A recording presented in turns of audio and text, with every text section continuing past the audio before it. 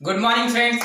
आज हम लोग इस वीडियो में जानेंगे दुनिया में चल रहे महाविनाशक युद्ध के बारे में, रशिया और यूक्रेन का युद्ध, the war of Russia and Ukraine. आखिर रशिया और यूक्रेन का वॉर क्यों चल रहा है? रशिया ने अचानक से यूक्रेन पे क्यों अटैक कर दिया और क्या था मिन्स्क एग्रीमेंट जो कि रशिया और यूक्रेन के बीच में हुआ था। तो इस वीडियो में हम लोग इन्हीं सभी चीजों के बारे में जानेंगे एकदम ब्रीफली। तो देखिए फ्रेंड्स, इस वीडियो में जो सबसे मेन पॉइंट्स हैं वो है यूएसएसआर, दूसरा ईयू, तीसरा यूएनओ, चौथा अमेरिका और पांचवा नाटो, जैसे कि पीछे लिखा हुआ है। ये जो है ये पांच ही मेन है रशिया और यूक्रेन के वॉर के बीच के कारण। और इसमें सबसे बड़ा जो कारण है वो अमेरिका है। इसमें जो लड़ाई का मेन कारण है वो जो है अमेरिका और नाटो है। इसमें ना यूक्रेन की गलती है ना रशिया की गलती, बस इतनी मिस्टेक है कि रशिया की कुछ ना समझी की वजह से ये युद्ध जो है यूक्रेन को ये आक्रमण झेलना पड़ रहा है।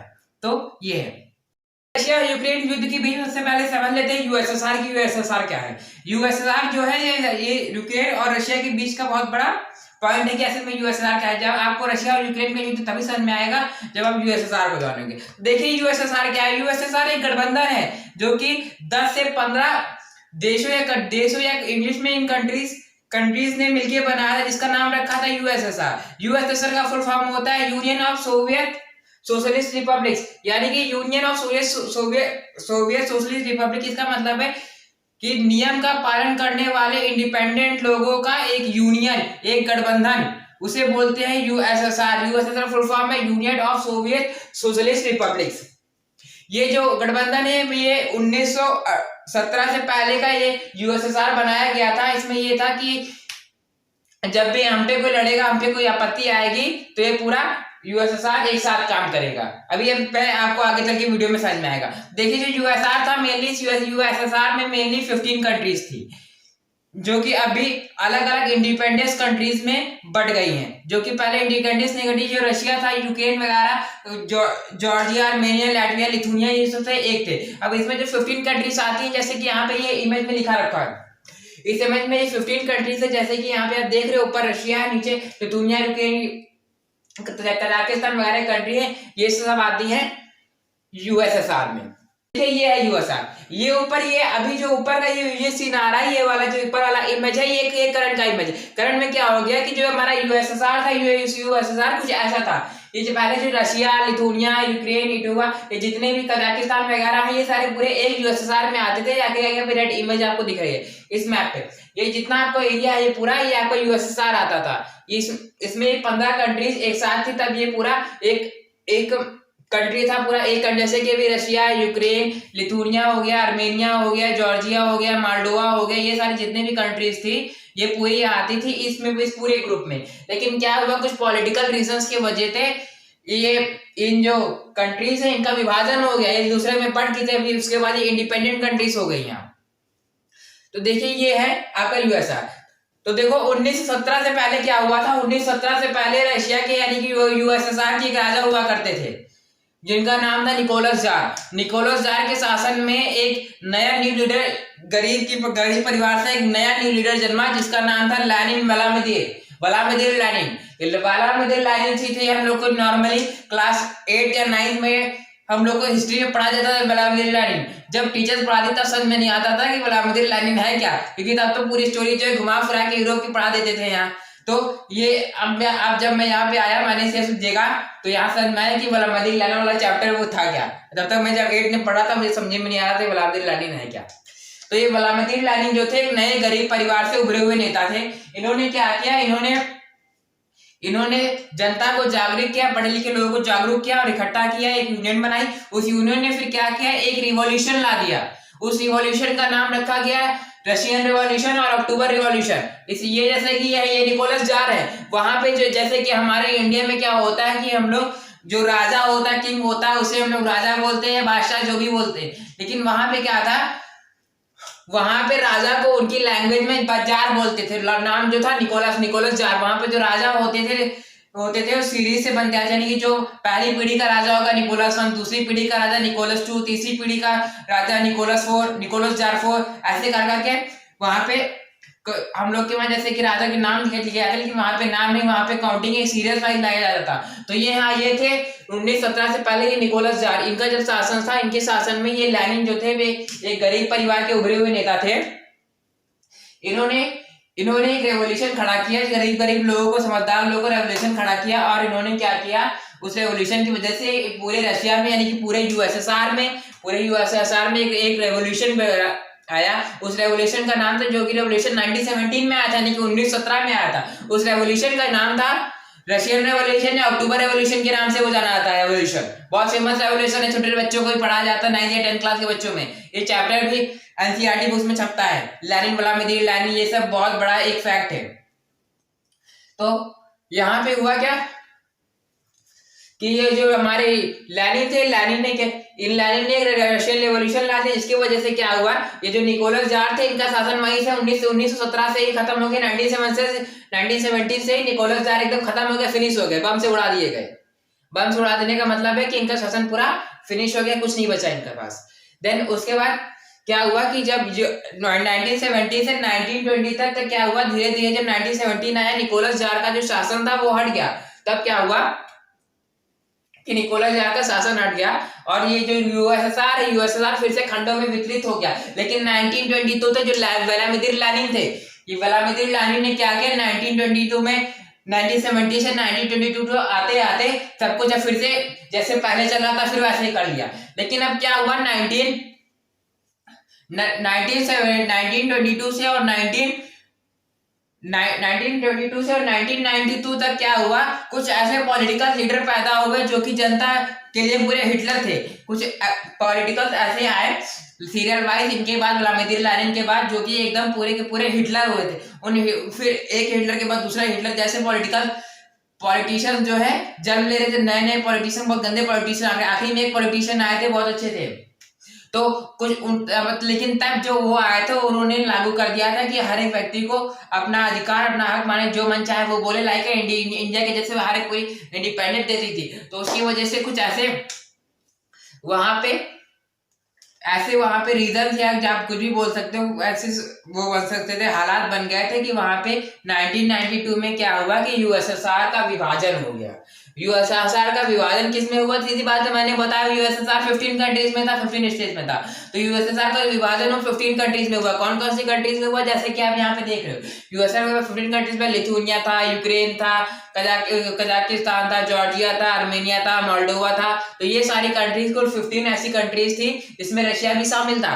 तो ये पूरा यूएसएसआर था। यूएसएसआर बहुत कोई छोटा मोटा कंट्री, यूएसएसआर जो है, अगर आज यूएसएसआर पहले की जैसा मेंटेन होता तो आज का बादशाह अमेरिका नहीं बल्कि यूएसएसआर होता, क्योंकि यूएसएसआर उस समय में अमेरिका से आगे था। हर फील्ड में, खेल के फील्ड हो चाहे साइंटिफिक फील्ड हो, हर फील्ड में यूएसएसआर बादशाह था। मगर ये जो यूएसएसआर अलग हुआ, इसके पीछे भी अमेरिका का ही हाथ है। अगर अमेरिका बीच में अपना हाथ न डालता, असल में चाहिए होता, हुआ क्या था कि अमेरिका को पूरे वर्ल्ड में सबसे सुपर पावर बनना था। तो अमेरिका ने कुछ गलत तरीके से, कुछ अनवांटेड पॉलिटिकल स्ट्रेटजीज से क्या किया, क्या किया, ये पूरा फैला दिया।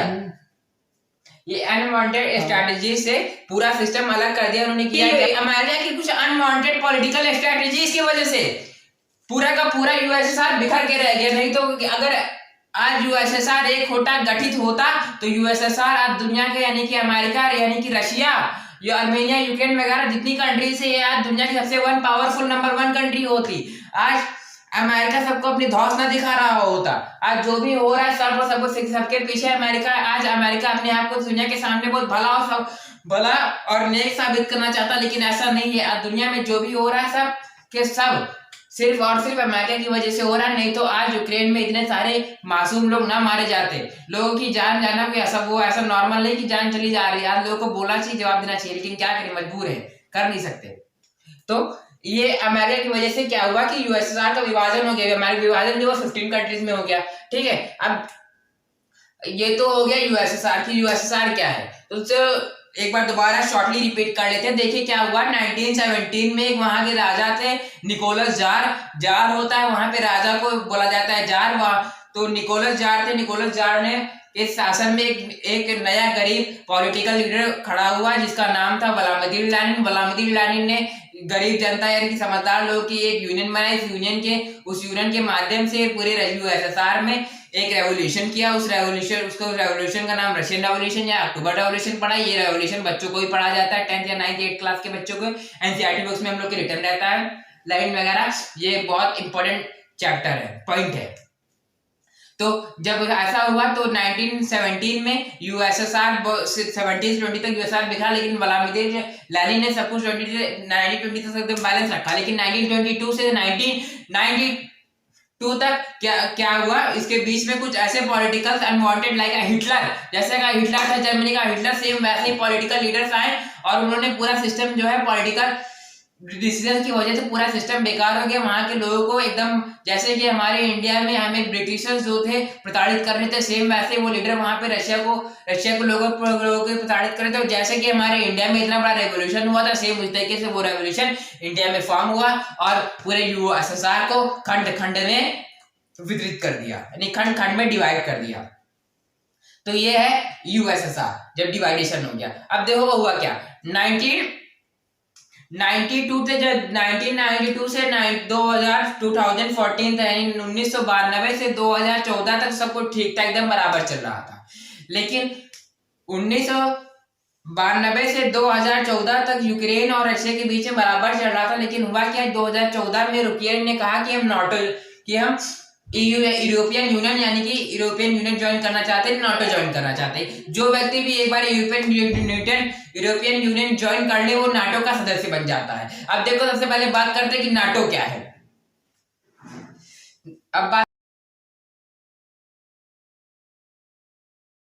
देखिए, नाटो का नाम है, नाटो का फुल फॉर्म है नॉर्थ अटलांटिक ट्रीटी ऑर्गेनाइजेशन। क्या, नॉर्थ अटलांटिक ट्रीटी ऑर्गेनाइजेशन। ये अमेरिका के द्वारा यूनाइटेड नेशन के द्वारा बनाया गया था। इसके माध्यम से क्या था, इसमें जब ये नाटो बनाया गया था तब ओनली 12 कंट्रीज ही नाटो में थी। नाटो का कहने का मतलब है कि हम नाटो ने क्या किया, देखिए भविष्य को देखते हुए अमेरिका बहुत बुद्धिमान कंट्री है, अमेरिका ने सब कुछ बर्बाद कर दिया। अगर आज अमेरिका की वजह से सोच लीजिए एक मिशन चलाया गया था जिसमें कि इंडिया को कुछ इंजन चाहिए थे अमेरिका, जिसको कि अमेरिका ने इंडिया को देने के लिए इंडिया पे बैन कर, जिसकी वजह से हमारा इंडिया वो मिशन जो है 20 साल पीछे हो गया था, सिर्फ और सिर्फ अमेरिका की वजह से। अमेरिका बहुत बुद्धिमान है जो कि सिर्फ और सिर्फ अपना ही चाहता है, कभी भी अमेरिका दूसरे के पक्ष में नहीं जाता। अमेरिका उधर ही जाता है जिधर उसका फायदा होता है, जिधर उसका प्रॉफिट होता है। वो नहीं देखता कि आगे वहां पे कौन मर रहा है कौन जी रहा है, अमेरिका से नहीं मतलब है। अमेरिका को इतना मतलब है कि हमारा कितना प्रॉफिट है और हम कितने मजबूत हो रहे हैं। बाकी चाहे कोई गड्ढे में गिरे या लुढ़क के मर जाए, कोई मतलब नहीं अमेरिका से।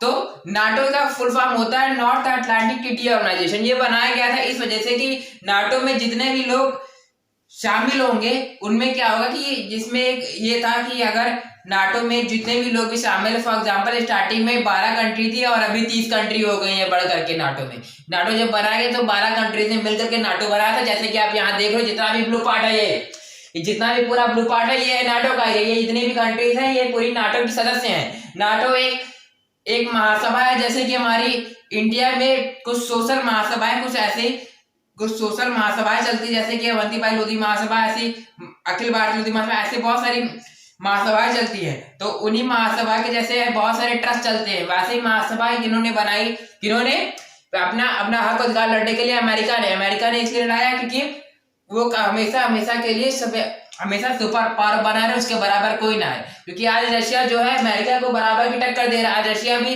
अमेरिका की बराबर अपनी दौड़ कर रहा है, रशिया के बराबर हर से कदम मिला रहा है। इस वजह से आज अमेरिका नहीं चाहता कि रशिया जो है सुपर पावर बने। तो ये नॉर्थ अटलांटिक ट्रीटी ऑर्गेनाइजेशन में क्या किया गया, अभी जो 30 कंट्रीज है उन 30 कंट्रीज से कहने का मतलब ये है कि अगर इन्होंने किसी दूसरी कंट्री पे वार किया या अटैक किया तो कोई मतलब नहीं, कोई प्रॉब्लम नहीं, एकदम परफेक्ट है, जो है एकदम सही है। मगर अगर इन 300 कंट्रीज में से किसी बाहर की कंट्रीज ने एक पे अटैक कर दिया तो 300 कंट्री एक साथ मिलकर के उस पे 300 की 300 एक साथ वार करेगी। अब अगर ऐसा हो जाता, यूक्रेन जो है क्या चाहता था, यूक्रेन बस यही चाहता था कि उसे यूरोपियन यूनियन यानी कि नाटो में ले लिया जाए। जो व्यक्ति यूरोपियन यूनियन में शामिल हो जाता वो नाटो का सदस्य हो जाता है।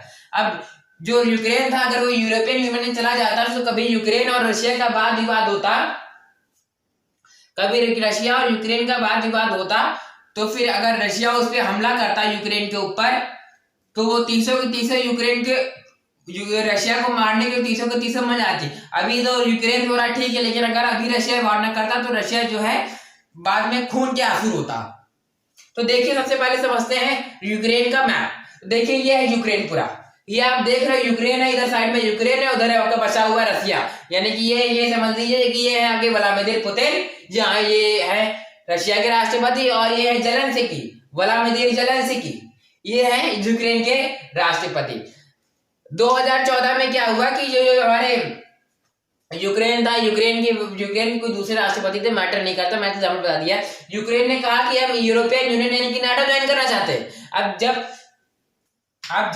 यूरोप ने नाटो ज्वाइन करने के लिए बोल दिया, लेकिन रशिया को अब पता है कि अगर ये नाटो में ज्वाइन हो जाएगा तो फिर विवाद होगा, रशिया से हम लोग 330 रशिया को मारेंगे। तो रशिया नहीं चाहता था कि यूक्रेन जो है नाटो में ज्वाइन हो। तो आखिर में क्या 2014 में यूक्रेन जो है बहुत ज्यादा हाथ मार रहा था कि हमें जो है उसमें ज्वाइन होना, नाटो में ज्वाइन होना, यूरोपियन यूनियन ज्वाइन। तो रशिया ने क्या किया, नीचे का जो एरिया है क्रीमिया, इस क्रीमिया में हमला कर दिया। अब यहाँ पे हमला कर दिया तो हुआ क्या, रशिया को फायदे हुए, 3 फायदे हुए। पहला तो यह क्रीमिया फायदे करने ये रशिया के पार्ट के नीचे का जितना है ये ओजोसी पूरा उसके कब्जे में हो गया, ये क्रीमिया सब जब जगह हो गया। और इसके नीचे जो ब्लैक सी था, काला समुद्र था, वो भी पूरा का पूरा उसे कब्जे में। अब हुआ क्या, देखो ये रशिया का पूरा कब्जा है, ये नीचे ओजोसी भी पूरा कब्जा हो गया, और इधर ये क्रीमिया भी कब्जा हो गया, और उधर ये ब्लैक सी भी कब्जा हो गया, और उधर बेलारूस तो उसके साथ ही में है।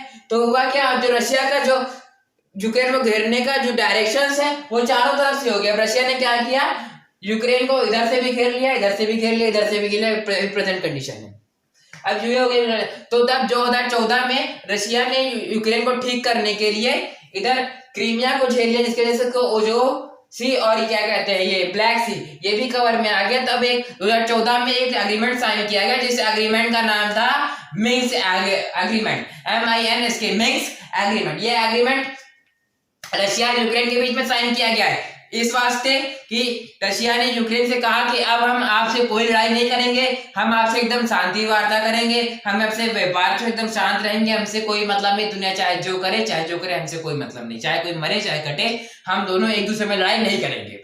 लेकिन 2017 में फिर भी घबराने लगा, और 19 में व्लादिमीर जेलेंस्की जब वो बने जो राष्ट्रपति, तब हुआ गया 2022 में ये भी बहुत हाथ मारे, जिन्होंने क्या किया, बहुत में नाटो में जुड़ना है, नाटो में जुड़ना है। अभी नाटो में जुड़ते जुड़ते हुआ क्या, इन्होंने बोला कि मैं नाटो में जुड़ना है, तो व्लादिमीर पुतिन ने कहा भाई तुमने इतना मना करा, तुमने मिन्स्क एग्रीमेंट साइन किया था, तुम कह रहे नाटो में जुड़ना है, कैसे नाटो में जुड़ जाओगे, हमारे रहते नाटो में जुड़ जाओगे, हम के बाद में रोएंगे।